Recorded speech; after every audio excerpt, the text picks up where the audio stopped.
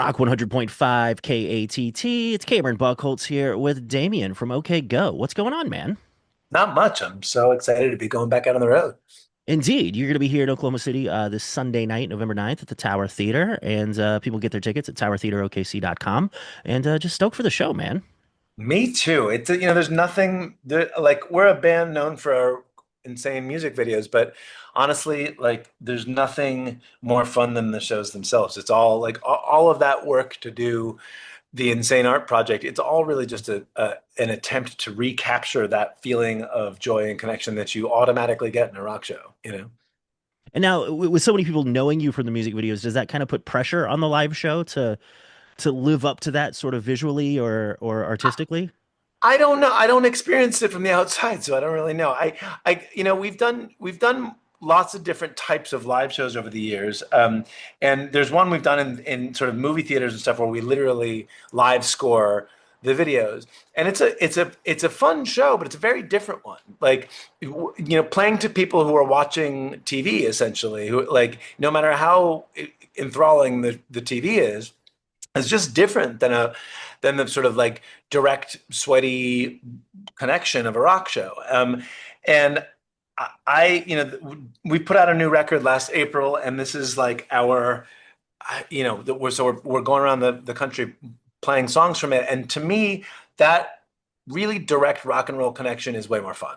Like I love both kinds of shows, and yes, it's a very visual show. It's very sort of immersive and interactive, and there's a lot of, I mean, you will leave with more confetti in your shirt than you thought could exist. But it's not like, I guess I don't sense that, I don't feel it as a comparison between the two. Like to me, it's that type of energy that makes me want to connect with people on the other side of the screen.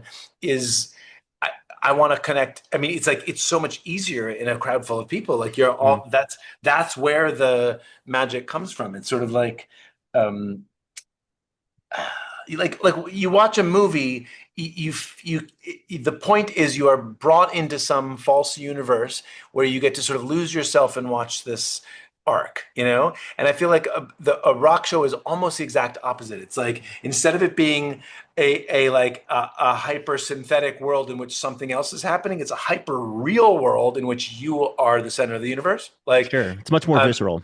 yeah, and just I mean I don't know. Some of my favorite bands from the '90s are reuniting now. So I've been seeing these like old shows of bands from high school, and like I'm feeling myself sucked back into those songs in this way that's like I tr I feel truly connected to them, and then I also feel like um, my universe just got bigger. Like I am in the center of this universe of this song that is just so. I mean, it's what living is for. It's that magical for me. Nice. I mean, that's a pretty cool, like, joyous attitude to have about everything. Yeah, I mean, look, there's plenty to be cynical about right now. I if it, Mm. there's a lot of dark things going on pretty much every level I can think of, and uh, one one response to it. I mean, I think it's healthy to start to think about the future and try to think how we're going to get out of all this. But another response is to go like the any future we imagine is still purely fictional, and what we do have is this moment, and this moment is still wonderful. Like, and I am here with you, and Mm. we have this, and that is it. I feel like I am a father now, and that has helped a little bit see that perspective. Like knowing that, like, look, at least we've had this, and this is wonderful, and being present for that. And there's nothing like music to just be Mm. present in your emotions and with somebody else. And so, yeah, I love a rock show, man. Yeah, there's pretty much no better escape, I don't think, than a solid concert. Ah, But that's the best. but now you guys are out kind of supporting the new record that you mentioned, and the adjacent possible, which as a radio DJ, that's not the easiest album title to say for some reason. I just had to double check. Like I was like, and the like, It's, I think when you put a conjunction at the beginning of your album title, if it had Mhm. just been The Adjacent Possible, It maybe it probably would. would have been, yeah. Maybe it just that's what's throwing me off. But first record in 11 years. So kind of tell me It's been what's a up with while. that. Yeah. Well, two of us had kids, and we really wanted to be home, super present during our kids' infancy and toddlerdom. And then there was this pandemic that you probably heard about, and then my wife and I directed a film together. We made a film for Apple TV called The Beanie Bubble, which is a basically it's the story of the Beanie Baby craze in the 90s. Zach Galifianakis plays the inventor of Beanie Babies, and it's really told from the Mhm. perspective of three women who he kind of shafted. And it other than you'll see some stylistic similarities with my band, it is not related to OK Go in any way. But I was so excited to have the chance. I've been directing our videos for so long. I was so excited to have the chance to direct a narrative film, and I thought, hey, the band will keep doing stuff. Well, I'll just write, on my days off. But turns out when you're making a feature film, there are no days off. And 2 years later, 3 years later, it was sort of like, oh, I got to get back to this. And it had been so long since our last record. And I tell you, what it did was it gave me a lot of perspective um, on on the making of art in general. That like it was really nice to come back to it because I love it and not because I'm scared it's going to go away.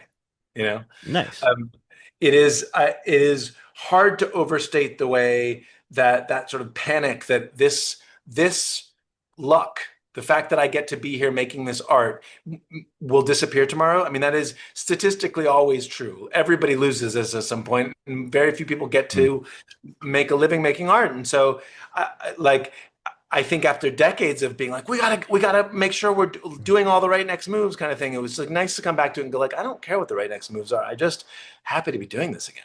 You know? Cool. I mean, that's interesting that you said you were always so concerned with making sure you're doing the right next move, because I feel like the trajectory of your band is so vastly different than what most of your peers or most other bands have experienced. So that's Yeah, that's what but would be the isn't right next move when you're sort of the first band to go viral with a music video on YouTube or whatever. Like that's you were sort of treading new ground. yeah, I mean, I suppose to me the right next move is almost always the one that no one else is taking. But I mean, I may have mischaracterized that too. We're clearly like we've followed it. We're a very different path than most people, especially in the major label world, Mhm. and I'm so grateful for that. But there the sort of nuts and bolts of it. It's like you're still, if you're a rock band, man, you got to play a certain number of shows a year, or you're not making your rent. Mhm. And like, and if and the metrics are brutal and unforgiving, where it's sort of like how many radio stations are playing your song, and how many tickets are you selling, and how many streams are you getting, and what is your social media following, all that stuff. It's just like none of that, for as reflective as it may be of a real genuine like ball, nuclear ball of energy and light and art. It is still only a reflection of that and not the reality of it, right? Mhm. Like it's so, and it's so easy for that kind of like the for the success of those metrics to take over for people's artistic soul. And so it's been a very conscious effort on our part to be like, we are not trying to game this platform. We are trying to make art. And it does often lead us into different directions, but it also like it leaves you with an even bigger question mark at the end, sort of like, I'm fairly certain this isn't the way to make the most money, Mm. but it was the way to make the best art. And like, Sure. will it still be here tomorrow? And you just don't know. And I mean, even going back to like what you were talking about with, concerts being an escape, that all those metrics and all those numbers, they don't really mean much once the show starts and once people are in the room.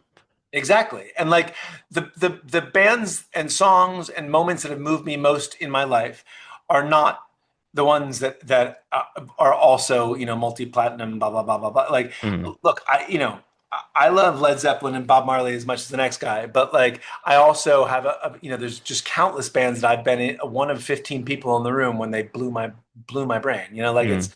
it is not that connection with other human beings is so unique to your soul and so reflective of what is in your body. Like it's like the the the when I put two chords next to each other, it's just two sounds. It's just a bunch of sound. And from the rock in the room and the telescope in the room and the coffee cup in the room, it's just more vibrations moving through them. But for the human in the room, it may be a few vibrations, or it may turn into lust and joy and jumping on the bed, or this weird nostalgic memory of someone they had almost forgotten. Like it's like those sounds turn into this magical thing within you. And when they do, that's reflective of you, not the sound, And so like being in the room and being moved it's this amazing connection between you and the person who's being moved to make it, because like it's both universal time. It's just you and them, and I think that will never stop being amazing to me. And I doubt that the AI will do a very good job of giving you that.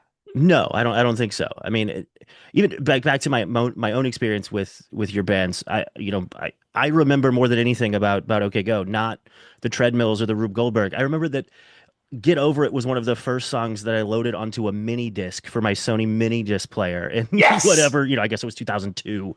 So Yes. like it's those personal experiences that matter so much more than whatever was on TikTok.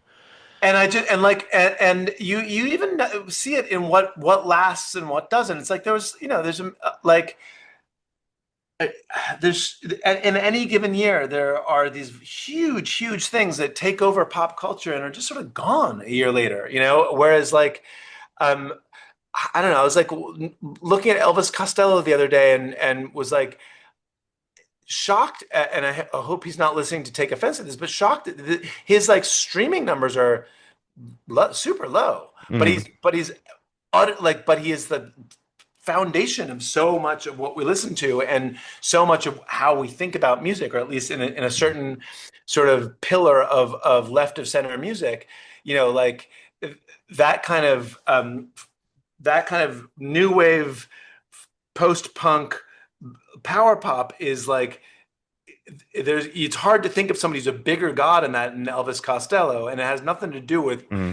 with where he was in the charts in 1979 or 1984. It's because it's Sure. last, you know.